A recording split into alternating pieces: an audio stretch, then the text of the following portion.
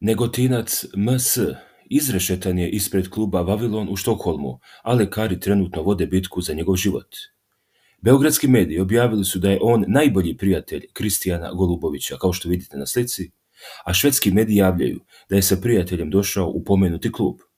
Oko ponoći je izašao i krenuo ka svom automobilu, kada ga je presreo auto u pokretu iz kog je osuta rafalna paljba. Nezvanično, napadači su ispalili najmanje 10 metaka iz automatskog oružja u MS, a onda pobjegli sa lica mesta. Hitna pomoć je brzo stigla, a Negotinac je prebačen helikopterom u bolnicu gdje se lekari bore za njegov život. Inače, MS je najbolji prijatelj Kristijana Golubovića i poznat je policiji u inostranstvu i već je osuđivan dosta puta. Beogradski mediji spekulišu da je MS u Švedsku doputovao da bi naplatio dug od 100.000 evra od izvesnog turskog državljanina. Mediji prenose da je MS i 2016. godine ranjen u Düsseldorfu u gotovo identičnoj pusjavi. Tada se sa prijateljem nalazi u kolima, a prošao je sa lakšim telesnim povredama.